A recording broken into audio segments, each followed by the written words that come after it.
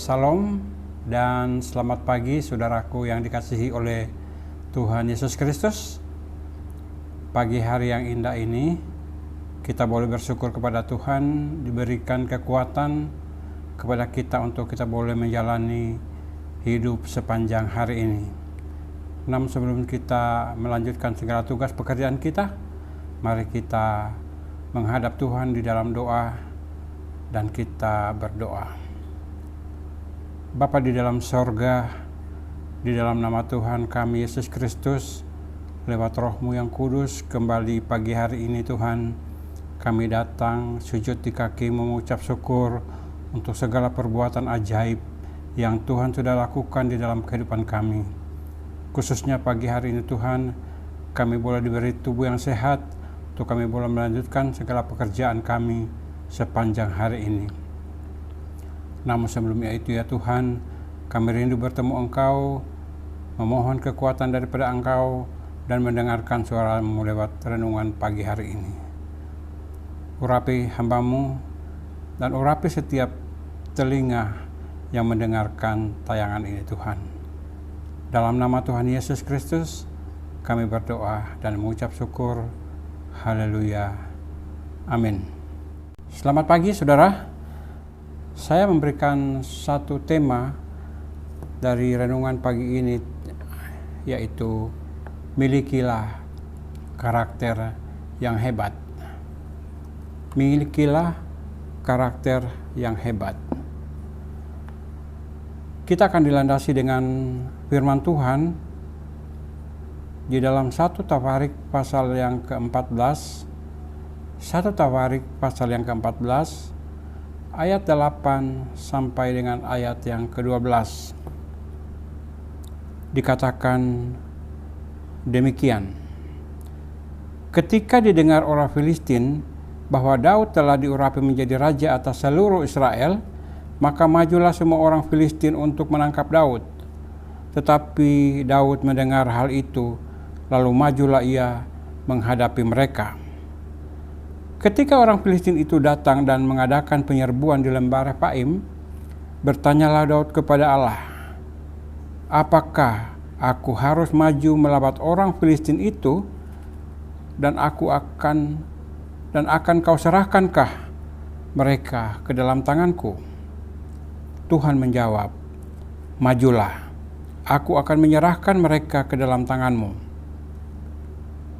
Lalu majulah ia ke Baal Perasim, dan Daud memukul mereka kalah di sana. Berkatalah Daud, Allah telah menerobos musuhku dengan perantaraanku seperti air menerobos. Sebab itu orang menamakan itu Baal Perasim. 12. Orang Filistin itu meninggalkan para allahnya di sana, lalu orang Israel membakarnya habis di atas perintah Daud. Saudaraku yang dikasihi oleh Tuhan Yesus Kristus, kalau kita membaca tentang kehidupan Raja Daud, kita dapat menyimpulkan suatu kata bahwa Daud adalah seorang yang sungguh hebat. Dikatakan bahwa Daud memiliki karakter yang hebat. Kenapa saudara? Ada beberapa alasan sehingga dikatakan Daud menjadi seorang yang sangat hebat. Alasan yang pertama adalah bahwa Daud adalah seorang pemberani. Ketika ayahnya menyuruh menggembalakan kambing domba di padang rumput, dikatakan Daud sering berhadapan dengan binatang buas, dan Daud dapat menghalaunya. Ketika Daud menghadapi Goliat, kita lihat di sana Daud sama sekali tidak gentar. Dengan tenang dia menghadapi raksasa itu. Dan ketika Daud dikejar-kejar oleh Saul, Daud tidak takut, tetapi Daud hanya berserah kepada Tuhan. Karakter yang lain kita lihat, dikatakan bahwa Daud adalah seorang yang berani mengakui kesalahan. Ini adalah satu poin yang penting di dalam karakter Daud yang nomor 2 ini. Dikatakan bahwa Daud adalah seorang yang berani mengakui kesalahan. Saudara, karakter ini kadang-kadang sangat sulit dimiliki sekalipun kita orang Kristen. Karena mengakui kesalahan adalah sesuatu hal yang sungguh sangat berat untuk kita lakukan. Tetapi lain dengan Daud. Dia adalah orang yang berani mengakui kesalahan. Ketika Daud selingkuh dengan Batseba, dikatakan Daud berani mengakuinya di hadapan Tuhan, sehingga Allah mengampuninya. Daud tidak menyembunyikan kesalahannya, tetapi Daud mengakuinya di hadapan Tuhan.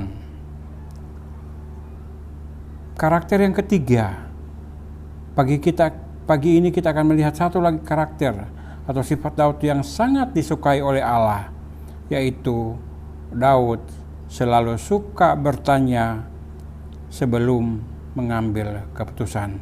Ini adalah satu poin yang sangat penting, saudara. Kita selalu bertanya kepada Tuhan ketika kita hendak mengambil sebuah keputusan. Nah, dan ini adalah satu sikap atau tindakan yang sangat berkenan di hati Tuhan. Dalam 1 Tawarekh 14 ini sangat jelas bagaimana dikatakan Daud bertanya kepada Tuhan ketika ia hendak berperang melawan orang-orang Filistin. Daud yakin bahwa Allah pasti akan menunjukkan jalan terbaik ketika menghadapi musuh. Kita bandingkan dengan sikap Raja Saul yang mengambil keputusan sendiri ketika menghadapi masalah. Saul dikatakan malah lari kepada dukun untuk mencari jawaban atas masalah yang dihadapi. Saul melupakan Tuhan ketika dia berada di dalam keadaan yang panik. Tetapi berbeda dengan Daud, saudara. Daud selalu datang kepada Tuhan sebelum ia mengambil sebuah keputusan untuk bertindak. Itulah sebabnya dikatakan Daud sangat dikasihi oleh Allah. Daud menjadi orang yang hebat karena dia mengandalkan Allah. Hal yang menarik kita lihat di dalam ayat yang ke-12. Di sana dikatakan bahwa Daud tidak pernah kompromi dengan berhala apapun. Daud tahu bahwa Allah sangat membenci berhala. Itulah sebabnya Daud menghancurkan berhala orang Filistin setelah orang Filistin itu dikalahkan. Saudaraku yang dikasihi oleh Tuhan Yesus, kita belajar dari renungan pagi ini seperti Daud yang selalu mengandalkan Tuhan sebelum melakukan segala sesuatu.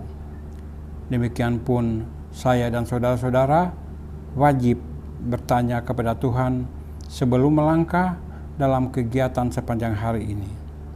Saudaraku yang dikasihi Tuhan, jangan suka bersandar kepada kemauan kita sendiri, apalagi bertanya kepada dukun dan atau paranormal. Tetapi marilah kita bertanya kepada Tuhan Yesus tentang apa yang hendak kita lakukan sepanjang hari ini, dan kita tahu bahwa jawabannya tidak akan pernah sia-sia. Tuhan Yesus memberkati firman-Nya pagi hari ini. Mari kita tutup di dalam doa. Kita berdoa. Kembali kami bersyukur kepada-Mu Tuhan untuk renungan pagi hari ini. Biarlah apa yang kami dengar pada pagi hari ini Tuhan boleh menjadikan kami semakin kuat di dalam Engkau, semakin menguatkan iman kami kepada Engkau, sehingga apa yang kami lakukan sebelumnya kami tetap mau bertanya kepada Tuhan apa kehendak Tuhan di dalam hidup kami sepanjang hari ini. Memberkati setiap anak-anak-Mu, jemaat yang sudah mendengarkan berita ini, supaya mereka juga di dalam pekerjaan mereka Engkau memberkati, di dalam kesehatan mereka Engkau memberkati, di dalam usaha pekerjaan apapun yang mereka lakukan Engkau memberkati. Terima kasih Bapa di dalam sorga, terpujilah nama Bapa di sorga. Kami serahkan hidup kami sepanjang hari ini ke dalam tangan Engkau. Pimpin kami, tutup bungkus kami dengan kuat kuasa darah-Mu yang kudus, supaya kami boleh tetap terpelihara di dalam kasih Tuhan. Dalam nama Tuhan Yesus kami berdoa dan mengucap syukur. Haleluya. Amin. Selamat pagi. Tuhan Yesus memberkati.